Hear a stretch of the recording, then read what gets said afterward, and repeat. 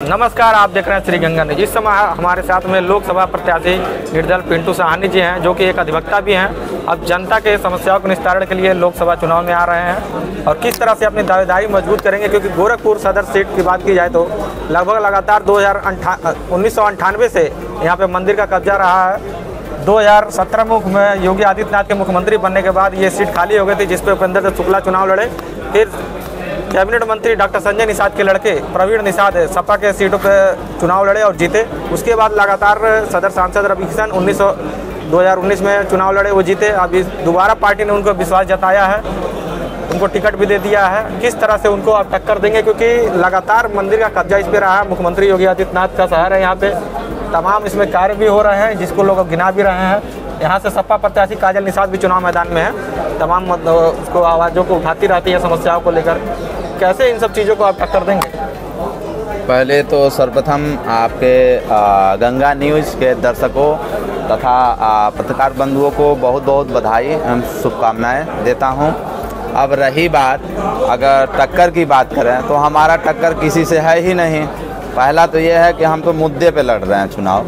मुद्दा ये है कि हम मनोरथ पूर्व से ही चिटफंड कंपनियों का जो घोटाला हुआ है, जिसमें पूंजीपति वर्ग के लोग उसको लेके बेकार तक नहीं ले रहे हैं, उसको तो हम मुद्दा उठाते आए हैं। जैसे सहारा, PSL, पिनकान, यूनाइटेड, रोज वैली इत्यादि जितनी कंपनियां हैं, इसमें निवेशक गण का जो गरीब दबे कुचले और जो अपने परिश्रम से खून पसीने की कमाई जमा कर रखे थे, उनके भुगतान के लिए हम बहुत संघर्ष किए, जिसका परिणाम अभी आपका 23 मार्च 2023 को माननीय सुप्रीम कोर्ट के द्वारा जो भुगतान के लिए आदेश हुआ था, लेकिन बड़े बड़े विज्ञापन माननीय अमित शाह जी द्वारा भी दिया गया कि भाई आपका पेमेंट होगा, लेकिन उस पर भी कोई अमल नहीं हुआ।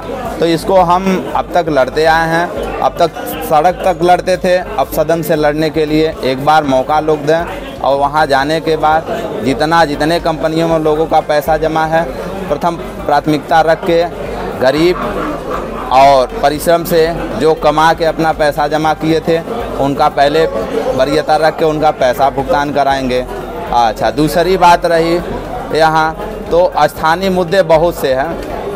पहले तो देख लीजिए कि जब चुनाव आते हैं, आटा, चावल, दाल, जितने सारे डीजल, पेट्रोल सारे महंगे हो जाते हैं। इस पे भी हमारी प्राथमिकता रहेगी कि महंगाई दर कम किया जाए और अनवरत जो बढ़ा देते हैं इसको सीमित, यानी 5 साल तक। ये नहीं है कि चुनाव है तो कम कर दे, चुनाव के बाद बढ़ा दें, ऐसा नहीं रहेगा, एक सीमित चलेगा इस पे भी।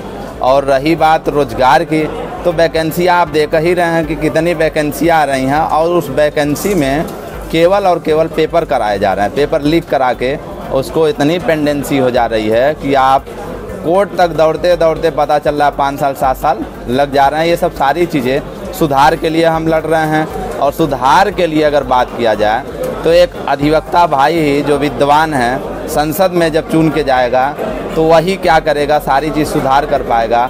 नहीं तो जो ऐसो आराम करने वाले व्यक्ति क्या कर सकते हैं, उनको तो केवल और केवल अपना व्यक्तिगत दिखेगा। देखा जाए भर्ती के आप पेपर लीक की बात किए हैं, अभी आज रेणुका मिश्रा जो कि प्रोन्नति बोर्ड की उत्तर प्रदेश पुलिस की अध्यक्ष बनाई गई थी, उनको हटा दिया गया। तो भाई अगर कहा जाए तो क्या चुनाव है तभी ये हटाई जा रही हैं? इससे पहले भी ऐसा होता आया है और आगे भी होता रहेगा। जब तक संसद में पढ़े लिखे लोग नहीं जाएंगे तब तक ये सुधार होना संभव नहीं है। तो अच्छा, आप बात कर रहे हैं कि पढ़े लिखे लोग नहीं, तब क्यों जनता जानती है उसके बाद भी क्यों ऐसे लोगों को चुनती है कि जो लोग पढ़ नहीं लिख पाते हैं तब भी संसद में पहुंच जाते हैं, विधायक सांसद बन जाते हैं? कि अगर समस्याएं कहा जाए तो हम इस समस्या से निजात पाने के लिए तो हमें क्या करना पड़ेगा? सर्वप्रथम जो शिक्षा में निजीकरण है इसको ख़त्म करना पड़ेगा। निजीकरण जैसे ही ख़त्म होगा, हर गरीब के बच्चा पढ़े लिखे पढ़ेगा लिखेगा, तब वो अपने हक हुकूक और सबकी मांग कर पाएगा, जिससे ये कहा जाए तब जाके। नहीं तो जब पढ़ा लिखा नहीं है तो वो तो 5 किलो राशन है और भी बहुत से लालीपाप दे के पेंशन है, इसमें वो कन्वर्ट हो जाएगा चुनाव के दौरान। गोरखपुर लोकसभा की बात की जाए तो 5 विधानसभा इसमें आते हैं, जिसमें सबसे ज़्यादा भूमिका निषाद वोटर की बात, आप भी एक निषाद समाज से आते हैं।